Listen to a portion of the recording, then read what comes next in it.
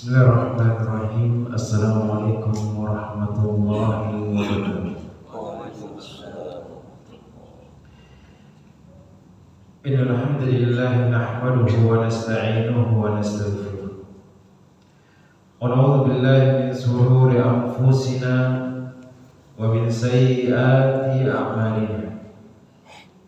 Man yahdihillahu fala mudilla lahu wa man yudlil fala hadiya lahu. Wasyhadu an la ilaha illallah wahdahu la syarika lahu, lahul mulku wa lahul hamdu wa huwa ala kulli syai'in qadir. Wasyhadu anna Muhammadan abduhu wa rasuluhu wa habibuhu wa khaliluhu, salawatu rabbi wa salamuhu alaihi wa ala alihi wa ashabihi wa man ihtada bihudahu ila yaumiddin. Yauma la yanfa'u malun wala banun illa man atallaha biqalbin salim. Asrarul muslimin, jemaah yang semoga dirahmati oleh Allah Jalla Jalaluhu. Kita senantiasa memuji dan memuji Allah, bersyukur atas limpahan berkah yang diberikan oleh Allah Tabaraka wa Ta'ala kepada kita. Kemudian kita buktikan syukur tersebut dengan amalan-amalan soleh. Karena syukur bukan hanya sekadar diucapkan, tapi syukur itu adalah ketika Allah memberikan nikmat, kemudian nikmat tersebut kita gunakan dalam ketaatan kepada Allah. Misalnya Allah memberikan kita kesehatan, maka jangan sampai kesehatan yang diberikan oleh Allah kita gunakan untuk perbuatan maksiat, tapi kita gunakan untuk perbuatan ketaatan kepada Allah Rabbul Alamin, dengan mengerjakan ibadah, dengan melaksanakan apa yang diperintahkan oleh Allah. Kemudian kita jauhkan diri kita dengan semua yang dilarang oleh Allah Rabbul Alamin. Kemudian salawat beriring salam senantiasa kita ucapkan kepada Nabi kita Muhammad bin Abdullah sallallahu alaihi wasallam. Allahumma shalli wa sallim wa zid wa barik wa an'im ala sayyidina wa maulana Muhammad bin Abdullah sallallahu alaihi wasallam. Ya Allah, semoga salawat beriring salammu, tambahan berkah dan nikmatmu senantiasa tercurahkan kepada hamba kekasihmu ya Allah, kekasih kami ya Allah, junjungan kami ya Allah, Muhammad bin Abdullah sallallahu alaihi wasallam. Jemaah yang semoga dirahmati oleh Allah Tabaraka wa Ta'ala.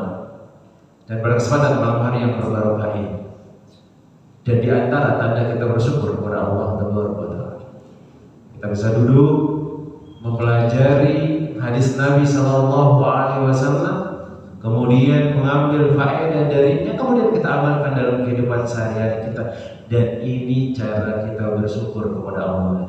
Allah kasihkan kita waktu luang, Allah kasihkan kita kesehatan, maka gunakan untuk duduk di majelis ta'lim walaupun hanya sebentar saja, kemudian kita ambil faedahnya, kemudian kita amalkan, sehingga Allah Rabbul Alamin akan memberikan keberkahannya kepada kita.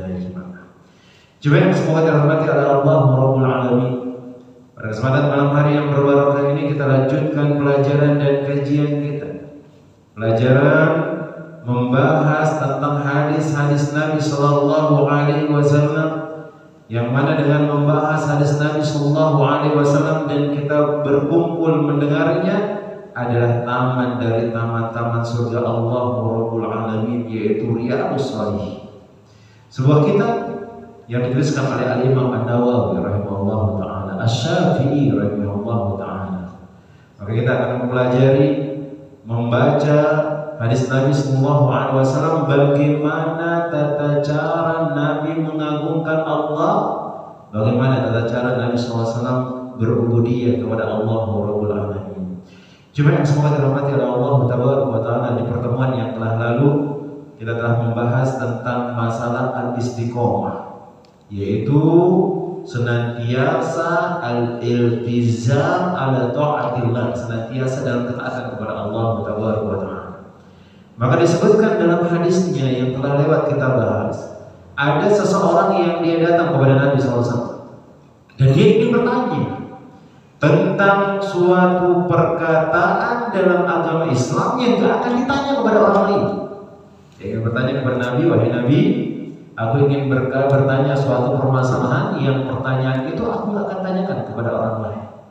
Maka Nabi SAW mengatakan, Qul amantu billah. Yang pertama, engkau beriman kepada Allah, engkau yakini Allah Tabaraka wa Ta'ala, engkau yakini rububiyahnya, engkau yakini uluhiyahnya, engkau yakini asma wa sifatnya, Allah yang memberikan rizki, tapi dengan usaha kita ada sebabnya. Kemudian sejatinya Allah yang memberikan, Allah yang memberikan kesehatan, Allah yang memberikan kita anak, keturunan dan yang lainnya. Kemudian kita ibadah hanya untuk Allah, kita berdoa hanya kepada Allah, kita beristighfar hanya kepada Allah. Kemudian kita melakukan apapun dari ibadahnya kepada Allah Tabaraka wa Ta'ala, itu uluhiyah. Kemudian kita meyakini Allah itu adalah Ar-Razzaq, memiliki nama Ar-Razzaq yang maha memberi rezeki, Ar-Rahman yang memiliki kasih sayang, Ar-Rahim yang sangat menyayangi, mencintai, sangat lemah lembut kepada makhluknya, dan kita yakini semua hal tersebut. Kemudian kita yakini semua yang diperintahkan oleh Allah adalah yang terbaik. Semua yang diajarkan oleh Nabi SAW itulah yang utama. Tidak ada yang lebih utama kecuali Allah dan Rasulnya. Bahkan dalam sebuah hadis Nabi SAW memerintahkan kita untuk cinta kepada Allah dan Rasulnya itu melebihi dari semua orang yang kita sayangi di muka bumi. Maka Nabi SAW mengatakan, La yu'minu ahadukum hatta akuna ahabba ilaihi min walidihi wa waladihi wa nasi ajma'in.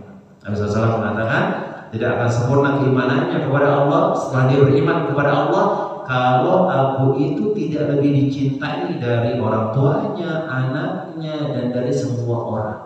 Karena ketika ada suatu perintah antara perintah Nabi SAW dan larangan Nabi SAW, ternyata bentrokan dengan orang yang paling kita cintai, orang tua kita, maka kita harus tetap taat kepada Rasulullah SAW. Rasulullah SAW melarang kita untuk minum khamar, misalnya hukumnya adalah haram, dan dia harus dicambuk, dan dia adalah di antara dosa-dosa besar yang ada hukumannya di dunia. Dia harus dicambuk sebanyak 80 kali. Ternyata orang tua kita memerintahkan gak apa-apa minum khamar. Maka ketika hal tersebut terjadi, gak boleh kita taati orang tua. Kita harus mentaati Rasulullah SAW dengan meninggalkan hal tersebut. Orang tua kita memerintahkan kita untuk mencuri, dan Nabi SAW melarang hal tersebut. Dan Allah Tabaraka wa Ta'ala pun menyebutkan hal tersebut. Maka gak ada ketaatan kepada orang tua kita, kepada anak kita, kepada orang-orang yang kita cintai, ketika itu adalah berbuat maksiat kepada Allah Rabbul Alamin. Maka Allah dan Rasulnya harus lebih kita cintai. Kemudian Nabi SAW mengatakan, kemudian engkau istiqomah. Apa maksudnya istiqomah? Engkau berdiam diri dalam ketaatan tersebut. Sudah, apa yang diperintahkan oleh Allah kerjakan, apa yang dilarang oleh Allah Taala tinggalkan. Yang diperintahkan oleh Nabi kerjakan, yang ditinggalkan ada yang dilarang oleh Nabi SAW, tinggalkan hal tersebut. Selesai. Itu namanya istiqomah, terus dalam ketaatan kepada Allah. Tapi ingat, orang istiqomah itu gak pasti atau gak senantiasa dia dalam ketaatan saja. Sama seperti orang bertakwa. Orang bertakwa, orang istiqomah sama juga. Nah, karena istiqomah ini masuk ke dalam sifat orang-orang yang bertakwa. Orang bertakwa ini istiqomah. Dan terkadang orang istiqomah itu pun jatuh dalam perbuatan maksiat. Tapi dia senantiasa kembali kepada Allah Rabbul Alamin. Dia gak berputus asa dari rahmat Allah. Kadang ada orang yang berputus asa, ya Ustaz, ya fulan bin fulan, ana sudah terlanjur jatuh ke dalam perbuatan maksiat, gak bisa ditinggalin. Sudah mungkin gak akan diampuni oleh Allah Tabaraka wa Ta'ala. Lah, gimana? Allah itu masih membentangkan itu, maaf, selama matahari itu belum terbit dari sebelah barat, dan selama nafas itu belum sampai ke kerongkongan, bertobat kepada Allah. Maka Nabi SAW senantiasa bertobat dan beristighfar fi kulli yawmin 70 marratan. Dalam hadis yang lain 100 marrah, 70 kali beliau beristighfar, menyesali kesalahannya. Padahal kalau kita lihat Nabi apa sih kesalahannya? Mungkin nggak ada dari kita, tapi Nabi itu tahu kesalahan saya ini, beristighfar kepada Nabi, beristighfar kepada Allah Taala. Maka bagaimana dengan kita yang bukan Nabi, yang kadang ngomong kita ceplos-ceplos, kadang menyakiti saudara kita, kadang nggak sengaja kita berkomentar yang salah di media sosial, maka itu butuh kita istighfar kepada Allah sehingga Allah Taala akan membersihkan dosa-dosa kita. Kemudian jemaah yang semoga dirahmati oleh Allah Taala yang berikutnya, bab yang ke-9 dari kitab Riyadhus Shalihin. Beliau mengatakan babu fi tafkiri fi 'azimi makhluqatillah. Bab memikirkan keagungan atau kekuasaan makhluk-makhluk Allah atau keindahan dan kebesaran makhluk-makhluk Allah. Jadi di antara salah satu cara kita meraih keimanan dan cara kita meraih bagaimana kita senantiasa beribadah kepada Allah Taala. Wa fana'i dunia. Kemudian kita meyakini bahwasanya dunia ini pasti akan kita tinggalkan. Mungkin sampai umur kita 60 tahun, 70 tahun selesai sudah, dan akan dipertanggungjawabkan semuanya. Bahkan anak istri kita pun akan meninggalkan kita atau kita yang duluan meninggalkannya. Bahkan harta yang kita kumpulkan itu pun bisa habis. Bahkan jabatan mungkin kita akan dilengsarkan, mungkin kita akan pensiun dan seterusnya. Maka dunia ini nggak ada yang akan bisa bertahan jemaah. Dari apa kita dan yang lain. Kadang kita jadi orang kaya, suatu hari nanti kita akan jadi orang miskin. Kadang kita masih buruk, kita kekal. Besoknya mungkin kita tidak bisa bangun dan hanya tidur berbaring di atas kasur kita aja. Itulah kehidupan dunia. Wa ahwalil akhirah, kemudian kita memikirkan kondisi-kondisi akhirat. Jadi kalau kita beramal soleh nanti apa yang kita akan dapatkan di akhirat?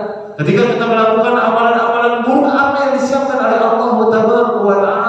Wa sa'iri umuri halimah. Kemudian semua perkara-perkara yang ada di dalamnya masalah dunia dan akhirat. Ketika ada orang melakukan perbuatan maksiat, apa yang akan dihukum bagi? Wa taksirin nafsi wa tadbir wa tahdimiha. Kemudian dia apa? Mengendalikan dirinya, kemudian dia mendidik jiwanya. Jadi perlu jemaah kita bisa mengendalikan diri kita bisa mengendalikan jiwa kita, karena jiwa ini terkadang memerintahkan perbuatan-perbuatan yang buruk. Dan coba kita intervensi diri kita sehari ini jemaah.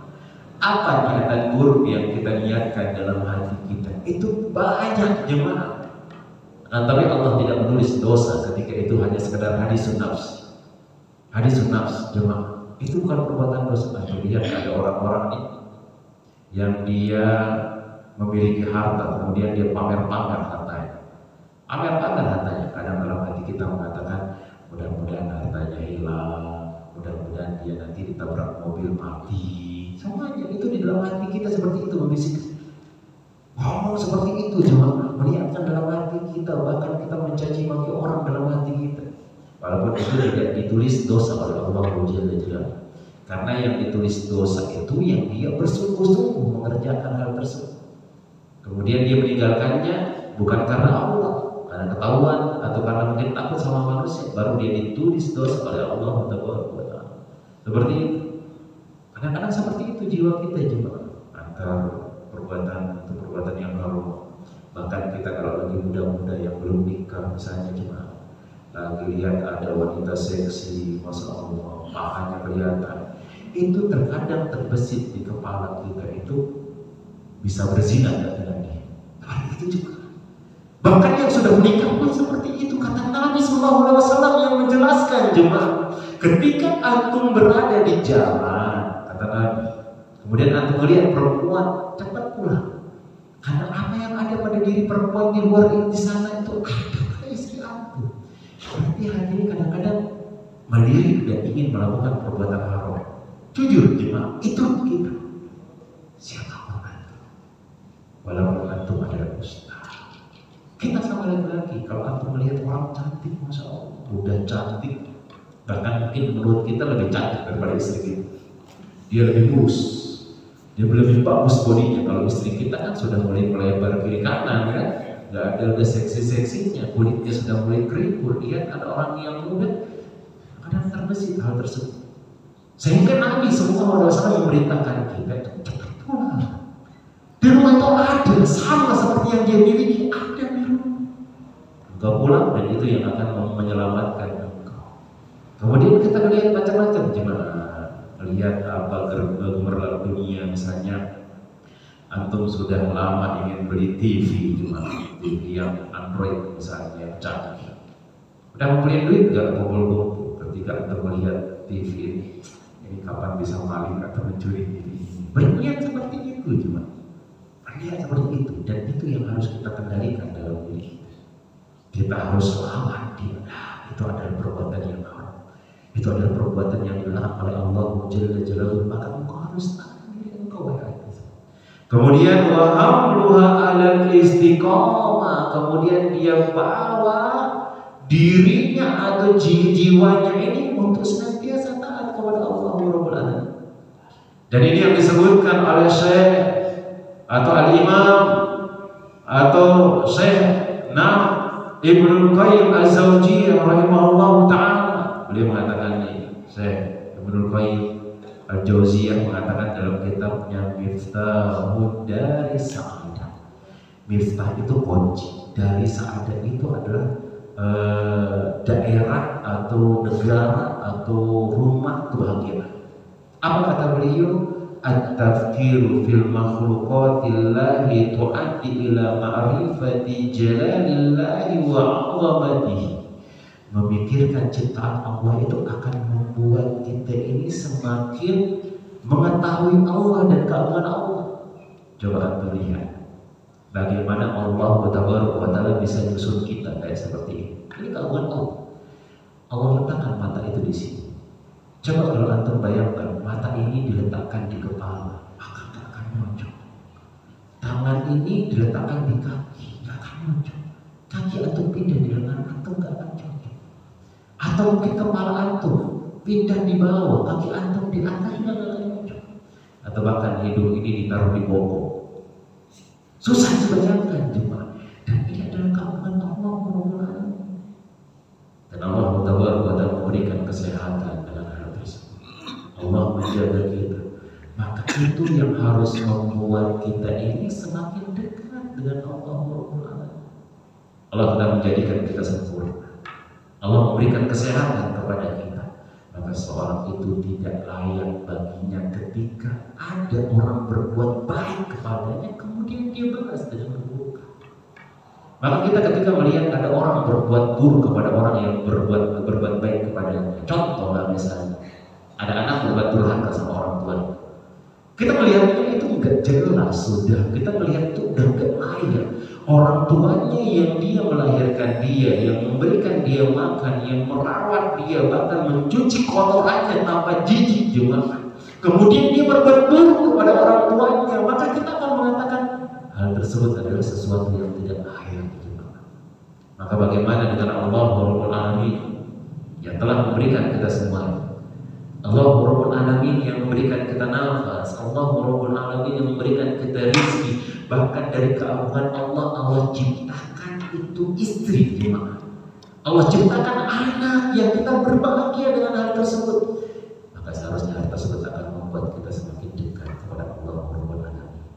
Karena tidak ada yang akan memberikan kebahagiaan kecuali Allah Jalla Jalaluhu. Kemudian lihat apa kata Allah Ta'ala dalam firman-Nya surat Safat. Allah Rabbul Alamin mengatakan, "Qul innama u'idukum biwahidatin." Maka katakanlah wahai Muhammad kepada orang-orang di luar engkau, kepada orang-orang kafir, kepada orang-orang muslim dan yang lainnya, katakanlah, maukah kalian aku peringatkan kepada kalian satu permasalahan. Satu permasalahan, kata Rasulullah SAW diperintahkan oleh Allah Ta'ala. Apa permasalahan tersebut? Hendaknya kalian itu beribadah ikhlas karena Allah Jalla Jalaluhu. Ikhlas karena Allah. Gak boleh engkau beribadah menyebutkan Allah Rabbul Alamin dan yang lainnya. Kemudian apa kata Allah Tabaraka wa Ta'ala, wa antaqumu lillahi masna wa furada summa tatafakkaru. Kemudian kalian itu menghadap Allah, kalian berdua-duaan atau sendiri, kemudian kalian memikirkan Allah Rabbul Alamin. Maka ketika kita tahu, ketika kita berdua dengan Allah, ketika kita sendirian dengan Allah Rabbul Alamin, dan Allah itu maha melihat dan Allah itu maha tahu apa yang kita kerjakan, maka akan membuat kita tidak akan melakukan perbuatan yang haram, tidak akan melakukan perbuatan yang haram.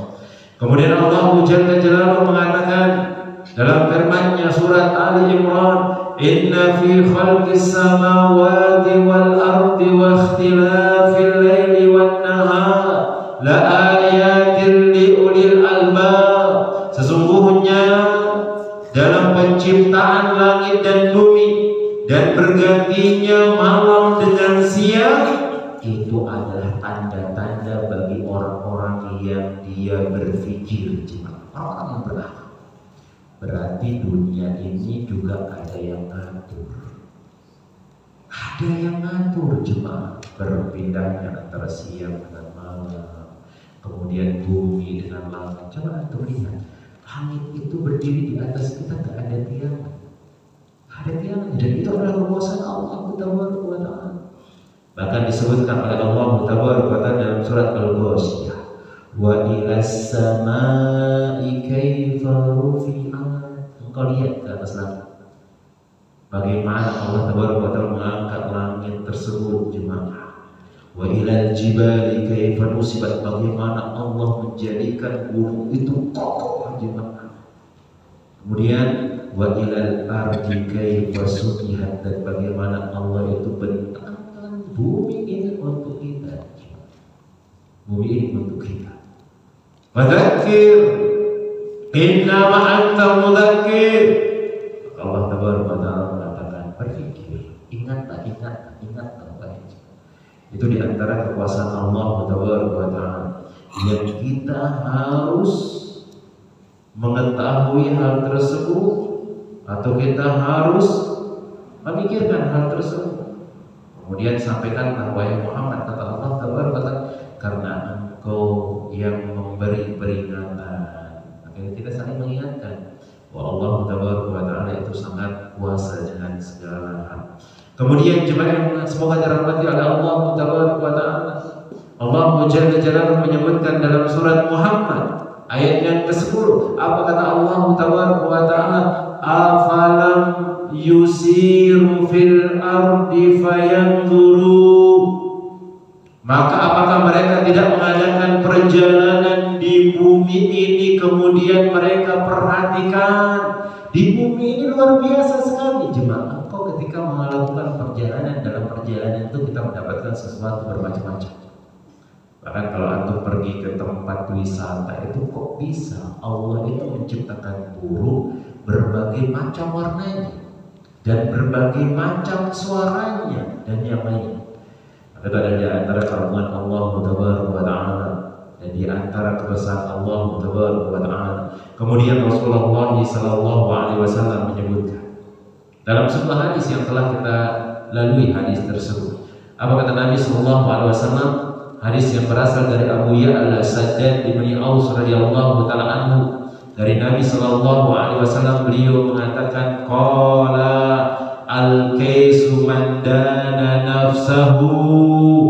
Setelah dia tahu bahwasanya yang menciptakan bumi ini adalah Allah, yang menciptakan langit adalah Allah, yang menciptakan dirinya adalah Allah, yang memberikan dia rizki adalah Allah, yang memberikan dia kesehatan adalah Allah, yang memberikan dia anak adalah Allah, yang memberikan dia istri adalah Allah, yang memberikan dia kehidupan adalah Allah. Maka orang pintar itu, kata Rasulullah, dia akan beramalan atau mengerjakan sesuatu yang bermanfaat untuknya di kelak hari. Wa alima lima ba'dahu ba'dal mauti, kemudian dia akan menyiapkan dirinya karena dia tahu dia akan mati. Dia tahu dia akan mati dan dia akan bertemu dengan Sang Pencipta. Maka dia akan menyiapkan dirinya, kemudian mengamalkan amalan-amalan soleh yang akan membuat dia berbahagia. Wal ajizu man atba'a nafsahu hawaha. Kemudian orang yang bodoh itu kata Rasulullah SAW, orang yang hanya mengikuti hawa nafsunya saja. Dan dia tidak peduli dengan Allah Taala. Bahkan ketika dia mencari harta, jemaah, dia tidak peduli dari yang halal, dari yang haram. Apakah ini boleh, apakah ini tidak boleh, dia mencari semuanya, jemaah. Padahal itu akan berbekas pada dirinya, berbekas pada keluarganya, berbekas kepada dunianya, berbekas kepada akhirat. Maka lihat orang-orang yang dia mencari harta dengan jalan yang haram, dia tidak tenang di dunia. Kemudian apa yang dia bisa banggakan ketika dia meninggal dunia? Gak ada yang dia bisa banggakan. Anak soleh yang akan mendoakannya, apakah dia bisa soleh anak tersebut dan anak tersebut besar dari barang-barang yang haram? Lah, jemaah. Bagaimana kita mengharapkan anak kita jadi orang soleh? Bagaimana kita mengharapkan istri kita menjadi istri yang soleh, tetapi yang kita kasih makan adalah harta yang haram. Wa tamanna 'ala Allahi al-amani. Kemudian dia berangan-angan saja kepada Allah. Semoga Allah seperti ini, semoga Allah memberikan saya rahmat, semoga Allah mengampuni dosa saya. Tapi dia tidak pernah berusaha untuk mendapatkan keridhaan dari Allah Tabaraka wa Ta'ala. Maka jemaah yang semoga dirahmati oleh Allah Tabaraka wa Ta'ala. Dalam bab ini beliau menyebutkan di sini Al-Imam An-Nawawi rahimahullah taala mengajarkan kepada kita ini untuk memikirkan keagungan dari makhluk-makhluk Allah, yang mana kita dibuat berbeda-beda jenis kita, kemudian bahkan suara kita pun dibuat berbeda-beda oleh Allah. Kemudian bagaimana dunia ini pun akan fana, kita akan meninggalkan dunia, yang kita kumpulkan juga akan hilang. Kemudian kita diperintahkan untuk mikirin akhirat kita, karena itu adalah hal yang pasti. Hal yang pasti, semua amalan yang kita kerjakan akan dibalas oleh Allah Taala. Kemudian kita jaga diri kita, jemaah, dengan mengetahui bahwasanya dunia ini akan hilang, dengan mengetahui bahwasanya orang itu akan dibalas semua amalannya oleh Allah di akhirat. Maka apakah layak diri ini akan melakukan perbuatan-perbuatan yang haram? Dan orang yang cerdas itu adalah orang yang senantiasa memikirkan hari yang akan datang, bahkan dia akan mengamalkan amalan-amalan yang dia akan dapatkan setelah dia meninggal dunia. Allah Ta'ala Musab. Ini yang dapat kita sampaikan. InsyaAllah nanti kita akan lanjutkan di bab yang berikutnya, itu bab yang ke-10. Mungkin sebelum kita